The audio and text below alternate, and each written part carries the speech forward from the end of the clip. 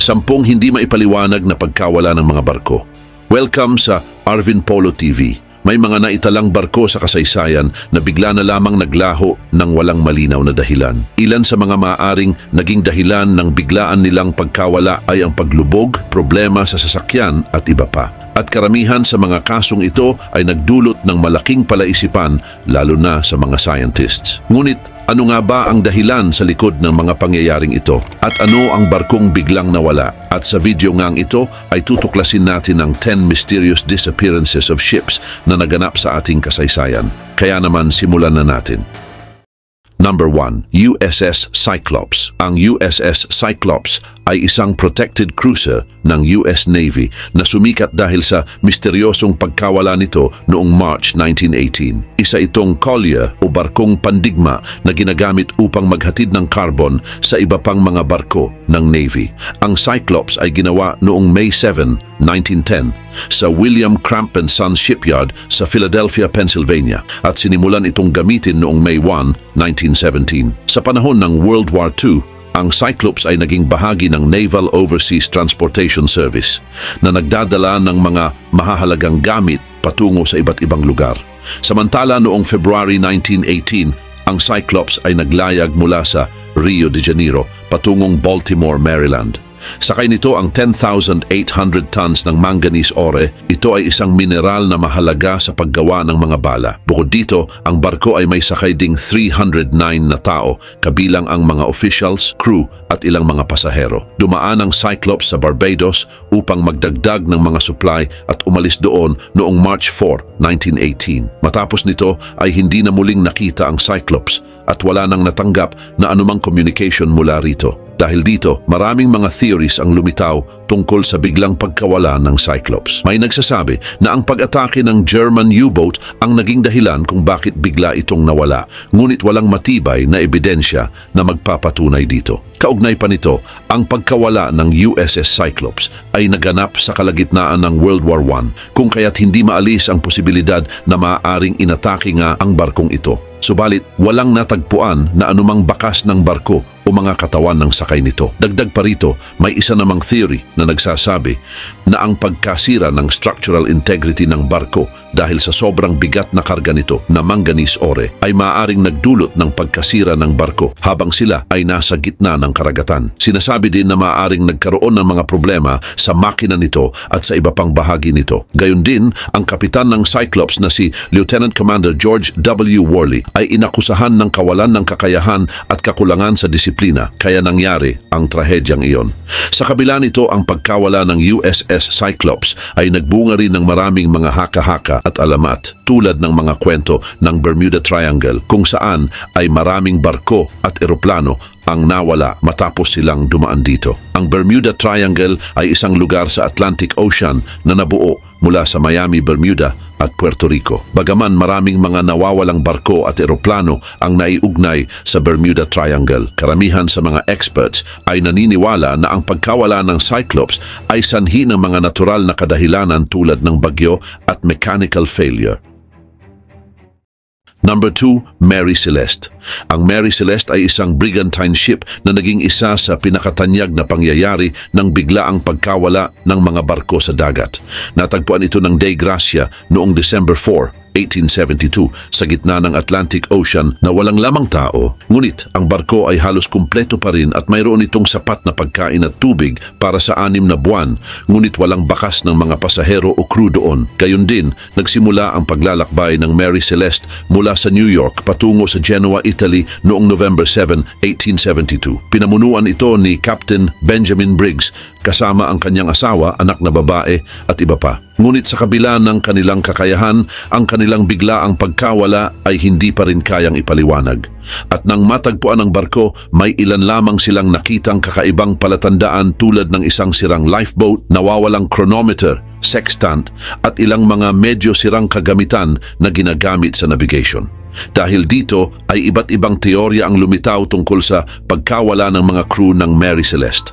Ang ilan dito ay nagsasabi na maaring iniwan ng mga crew ang barko dahil natakot sila na baka pumutok ang mga barel ng alcohol na karga naman ng barko. Ngunit walang ebidensya na nagkaroon ng pagsabog o sunog doon.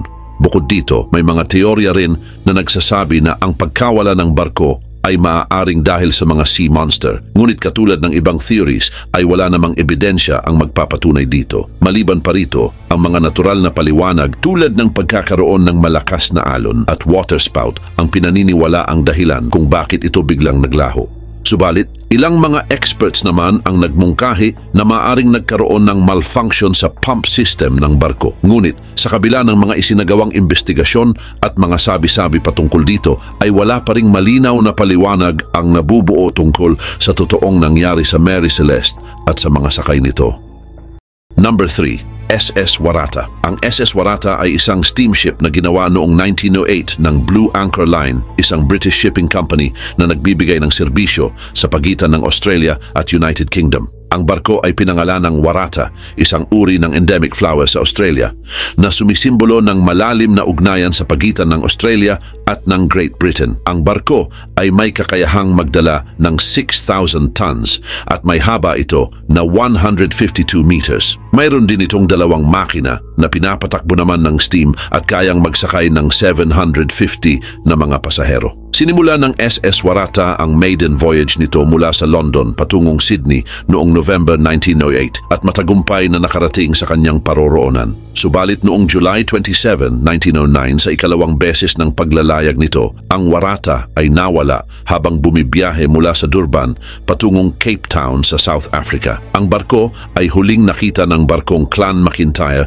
noong July 27, 1909. Matapos maglayag mula Durban. Mula noon ay hindi na muling nakita ang Waratah at kasama ang 211 na mga pasahero at crew nito. Dahil dito, ang pagkawala ng SS Waratah ay naging isang palaisipan sa kasaysayan ng maritime. Iba't ibang mga theories ang nagsilabasan upang ipaliwanag ang biglaang pagkawala nito. Maliban pa rito, mayroon ding mga speculation na ang Waratah ay maaring nakaranas ng biglang catastrophic event tulad ng malakas na bagyo o undersea volcanic eruption na nagdulot ng mabilis na paglubog ng barko. Dahil ang Indian Ocean ay kilala sa biglaang pagkakaroon ng mga bagyo at ang South African coast ay bahagi ng shipwreck coast dahil sa mga mapanganib na alon at panahon doon. Ngunit sa kabila ng mga isinagawa nilang pagsisiyasat at paghahanap gamit na ang mga modern technology ay hindi pa rin natagpuan ang SS Waratah. Dagdag pa rito, noong 1999 ay isinagawa ang isang pagsisiyasat na pinangunahan naman ni Emlyn Brown, isang marine explorer, ngunit walang malinaw na ebidensya ang natagpuan upang matukoy ang eksaktong kinaroroonan ng Waratah. Number 4, SS Marine Sulphur Queen. Ang SS Marine Sulphur Queen ay isang steamship funnel na kilala dahil sa biglaan nitong pagkawala noong February 1963 habang naglalakbay mula sa Beaumont, Texas patungong Norfolk, Virginia. Ang barko ay unang ginawa noong 1944 bilang isang T2 tanker na tinatawag na SS Esso New Haven. Ngunit noong 1960 ay binago ito upang magdala ng sulfur kung kaya't pinalitan ang pangalan nito bilang SS Marine Sulphur Queen. Samantala, ang Marine Sulphur Queen ay may haba na 524 feet. Mayroon itong kakayahan na magsakay ng 15,262 gross tons. Isa ito sa mga unang barko na ginawa upang mag-transport ng tunaw na sulfur gamit ang mga tangke na pinapainit ng steam upang mapanatiling liquid ang sulfur. Maliban pa rito, ang kabuoang crew na sakay ng barko ay 39. Karugtong pa nito, noong February 2, 1963, ang Marine Sulphur Queen ay umalis sa Beaumont, Texas patungong Norfolk, Virginia. Ang huling ulat tungkol sa kinaroroonan nito ay natanggap noong February 4, 1963 na nagsasabi na ito raw ay malapit sa Florida Straits. Pagkatapos nito ay wala ng anumang communication ang natanggap mula sa barko. Dahil dito, noong February 6, 1963, ang US Coast Guard ay nagsagawa ng isang malawakang paghahanap ngunit walang natagpo ang bakas ng barko o maging ng mga crew na sakay nito. At tanging mga debris, life jacket at isang life ring na may markang Marine Sulphur Queen ang natagpuan. Bilang resulta, ang pagkawala ng Marine Sulphur Queen ay nagdulot ng maraming sabi-sabi at mga issue. Samantala, may isang theory na nagsasabi na nagkaroon ng structural weaknesses ang barko kaya ito biglang nawala. Sa katunayan, ang barkong ito ay kilala sa pagkakaroon ng maraming issue pagdating sa safety nito, tulad na lamang ng mga bitak sa mga tangke nito at sa iba pang bahagi nito. Dagdag pa rito, ang kondisyon ng dagat noong panahong iyon ay hindi rin gaanong maganda, kung kaya't posibleng lumubog ito dahil sa structural failure. Subalit may isa pang teorya na nagsasabi na ang posibleng pagsabog ng sulfur na sakay ng barko ang maaaring naging dahilan ng mabilis na paglubog nito. Number 5. MV Joyita. Ang MV Joyita ay isang 69-feet luxury yacht na naging bantog dahil sa misteryosong pagkawala nito noong 1955.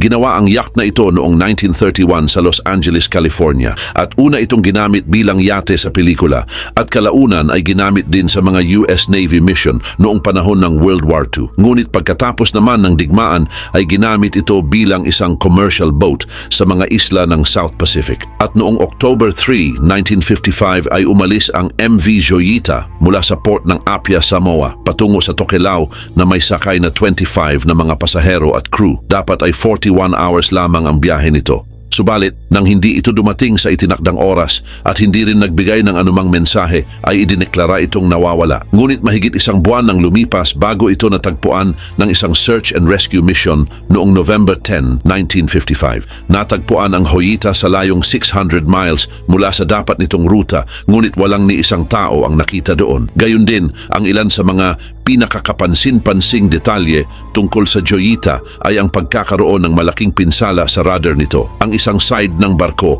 ay nakaposisyon pataas, habang ang kabilang side naman ay halos nakalubog sa tubig, at ang radyo naman ng barko ay nasira din, at ito ang maaaring naging dahilan kung bakit hindi na ito nakatawag para humingi ng tulong. Ngunit sa kabila ng mga nasirang bahagi ng barko ay wala ni isa mang katawan o sinumang tao ang natagpuan sa barko. Ang mga lifeboats at ilang mga life raft ay nawawala din. Subalit ang mga personal na gamit ng mga pasahero at mga crew ay naiwan sa loob ng barko. May ilang mga theory na nagsasabi na posibleng nagkaroon ng internal mechanical failure na nagdulot naman ng panic sa mga pasahero nito, kung kaya't napilitan silang iwan ang barko. Marami ring mga haka-haka ang nagsasabi na maaaring nagkaroon ng isang insidente na nagdulot ng pagkamatay ng lahat ng sakay ng Joyita at hindi na sila nahanap pa dahil sa sobrang lawak ng karagatan. Number 6. SS El Faro. Ang SS El Faro ay isang container ship na itinayo noong 1975 at may capacity na umaabot sa 31,515 gross tons. Ang barko ay pinapaandar ng Toti Maritime at ginagamit sa mga paglalayag sa pagitan ng Jacksonville, Florida at Puerto Rico. Subalit noong September 29, 2015, umalis ang SS El Faro ng Jacksonville upang pumunta sa Puerto Rico kahit na may banta ng paparating na Typhoon Joaquin. Ang Typhoon Joaquin ay mabilis na lumakas mula sa isang tropical storm hanggang sa naging isang Category 4 na bagyo habang papalapit ito sa Bahamas, na kung saan ay nagtungo rin dito ang SS El Faro. Ngunit sa kabila ng mga babala at inaasahang direksyon ng bagyo, ang kapitan ng barko na si Michael Davidson ay nagpatuloy pa rin sa kanilang paglalakbay. Samantala, noong October 1, 2015, ang barko ay naabutan ng malakas na bagyo na may malalaking alon at malakas na hangin na umaabot sa 115 knots. Sa mga huling oras ng barko, nakaranas ito ng mechanical failure na nagdulot ng pagkawala ng propulsion at naging dahilan din upang ito'y maging vulnerable sa matitinding kondisyon ng dagat. Dahil dito, nakipag-ugnayan si Captain Davidson sa mga autoridad gamit ang isang satellite phone upang ipaalam ang kanilang sitwasyon at humingi ng tulong. Sinabi niyang ang barko ay nakakaranas ng pagtagilid dahil sa tubig na pumapasok mula sa isang butas at ang makina ay hindi na rin gumagana. Sa kabila ng mga pagsisikap ng crew na kontrolin ang sitwasyon, ang kondisyon ng barko ay mas lumala pa. Kaya noong umaga ng October 1, 2015, ang mga autoridad ay nakatanggap ng huling tawag mula sa SS El Faro at sinabi nila na ang barko ay unti-unti nang lumulubog. Dahil dito, ang Coast Guard ay agad na nagsagawa ng malawakang search and rescue operation. Subalit hindi nila natagpuan ang barko at ang 33 crew members nito. Ang El Faro ay tuluyang lumubog, dala ang lahat ng crew na kinabibilangan ng 28 Americans at 5 mga Pilipino. Maliban pa dito, noong November 1, 2015, natagpuan ng National Transportation Safety Board o NTSB ang wreckage ng SS El Faro sa lalim na 15,000 feet sa ilalim ng dagat malapit sa Crooked Island sa Bahamas. Kaugnay nito, ang pagkakarecover ng voyage data recorder ng barko na natagpuan noong April 2016 ay nagbibigay ng mahahalagang impormasyon tungkol sa mga huling oras ng El Faro. Number 7, MV Derbyshire. Ang MV Derbyshire ay isang malaking bulk carrier na itinayo noong 1976 sa Hudong Zhonghua Shipbuilding sa Shanghai, China. Ang barko na ito ay pagmamay-ari ng BB Line, isang kilalang shipping company sa UK. Ang kabuuang haba nito ay umaabot ng 294 meters at ang lapad naman nito ay nasa 44 meters. Maliban pa dito, ang barko na ito ay may capacity na kayang magdala ng mahigit sa 180,000 tons ng mga kargamento. Isa din itong halimbawa ng mga super tankers na itinayo noong 1970 na idinisenyo upang maghatid ng malalaking volume ng iron ore mula sa mga minahan patungo sa mga pabrika ng bakal sa buong mundo. Samantala, noong September 9, 1980, nagkaroon ng isang bagyo sa Philippine Sea, ngunit ang MV Derbyshire ay patuloy pa rin na naglayag mula sa Septiles, Quebec, Canada, patungong Kawasaki, Japan sakay ang mga kargamentong iron ore. Ngunit nang ito'y nawala sa radar at hindi na nakapagpadala ng anumang distress signal, ang autoridad ay nagsagawa ng malawakang search and rescue operation upang hanapin ang barko, ngunit walang nakita na kahit anong bakas ng barko o mga crew members. Kaugnay nito, ang lahat ng 42 crew at 2 asawa ng mga crew na kasama sa biyahe ay itinuturing na nawawala at kalaunan ay idineklarang patay. At matapos ang pagkawala ng MV Derbyshire, maraming mga speculation at theory ang lumabas tungkol sa dahilan ng paglubog ng barko. Ang ilan ay nagsasabi na nagkulang ang barko sa pagkakaroon ng tamang maintenance o kaya naman ay may structural weakness na hindi agad na-detect. Kaya noong 1994, ang pamilya ng mga nawawalang crew members ay nakipagtulungan sa mga autoridad upang magsagawa ng isang investigasyon. Kaugnay nito, ang gobyerno ng UK kasama ang mga marine engineers ay nagsagawa ng isang expedition upang malaman ang ilalim ng dagat na kung saan ay pinaniniwala ang lumubog ang barko. At noong 1997, natagpuan nila ang mga labi ng MV Derbyshire sa lalim na 4,200 meters. Dagdag pa dito, ang resulta ng mga investigasyon ay nagsasabi na ang barko ay lumubog dahil sa malalakas na mga alon at structural failure. Number 8, MV Yanseng.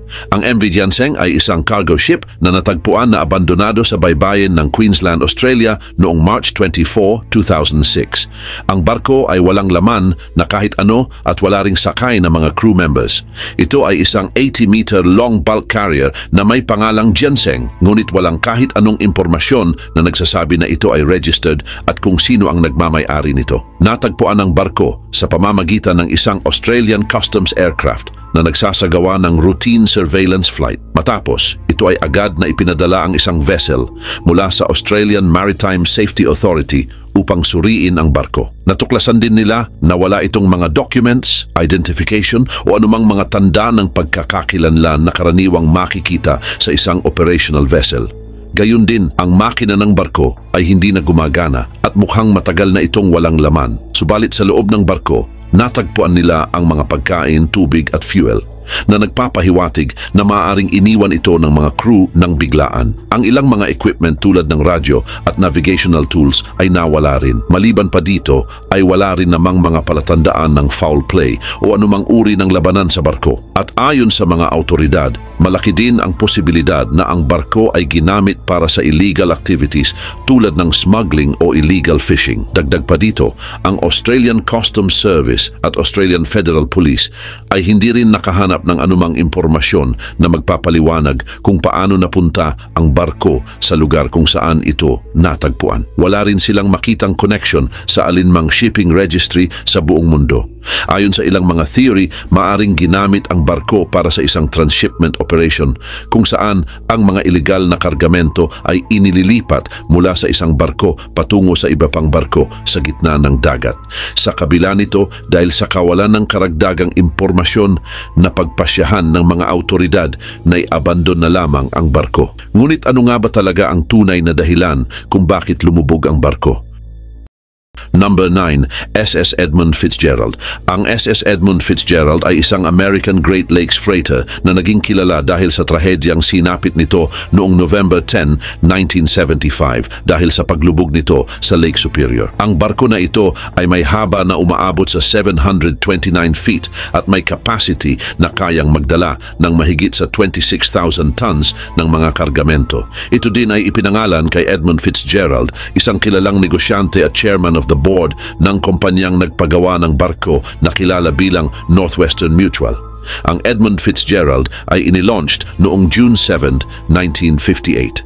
Matapos ito ay ginamit ito sa pagdadala ng mga iron ore mula sa mga minahan sa Duluth, Minnesota patungo sa mga bayan tulad ng Detroit, Toledo at iba pang mga lungsod sa paligid ng Great Lakes. Samantala, sa mismong araw ng trahedya, ang Edmund Fitzgerald ay papunta sana sa Detroit mula sa Superior, Wisconsin. Sakay ang 26,116 tons ng mga iron ore pellets. Ang kapitan ng barko ay si Ernest M. McSorley at isa din siyang veteran seaman. Subalit, isang malakas na bagyo ang sumalubong dito sa Lake Superior na may hanging umaabot sa 50 knots habang ang taas naman ng alon ay umaabot ng 35 feet. Noong gabi ng November 10, ang SS Edmund Fitzgerald ay nagsimulang makaranas ng iba't ibang problema. Ayon sa mga ulat, may nga nagsasabi na nagkaroon ng matinding oil leakage ang barko at nawalan ito ng communication. Bandang 7:10 ng gabi, nawalan naman ng contact ang Edmund Fitzgerald sa ibang mga barko sa paligid. At matapos ang ilang oras ay nakumpirmang nawawala na ito. Kaugnay nito, walang naipadala na kahit anong distress signal kung kaya't walang nakaligtas mula sa 29 na crew nito. Sa makatwid, may ibang mga nagsasabi na ang paglubog ng barko ay maaaring dahil sa structural failure, overloading at ang posibilidad na maaaring bumangga ito sa isang underwater shoal. Dahil dito, ang National Transportation Safety Board at Coast Guard ay nagsagawa ng mga pagsisiyasat, subalit wala silang nakuhang sapat na ebidensya. Sa kasalukuyan, ang mga labi ng Edmund Fitzgerald ay matatagpuan sa ilalim ng Lake Superior at ang lugar na ito ay itinuturing na isang underwater preserve. Number 10, MV Svenborg Maersk. Ang MV Svenborg Maersk ay isang container ship na pagmamay-ari ng Maersk Line, isa sa pinakamalaking shipping company sa buong mundo. Ang barko na ito ay itinayo noong 1998 at bahagi din ng S-Class fleet ng Maersk na may kakayahang magsakay ng humigit kumulang 8,160 TEU. Ang MV Svenborg Maersk ay isang mahalagang bahagi din ng global supply chain na nagdadala ng iba't ibang uri ng kargamento mula sa electronics at damit hanggang sa mga raw materials at mga agricultural products. Samantala, noong February 2014, habang nasa Bay of Biscay, ang barko na ito ay lumubog dahil sa malakas na bagyo. Ang lakas ng hangin nito ay umabot sa 60 knots, habang ang taas naman ng alon ay umabot ng 10 meters. Dahil sa matinding kondisyon ng dagat, ay nawalan ng balanse ang barko at nagresulta ito sa pagkawala ng mahigit sa 520 na containers sa dagat. Dagdag pa dito, ang bigat ng mga containers ay nakadagdag pa sa paglubog nito.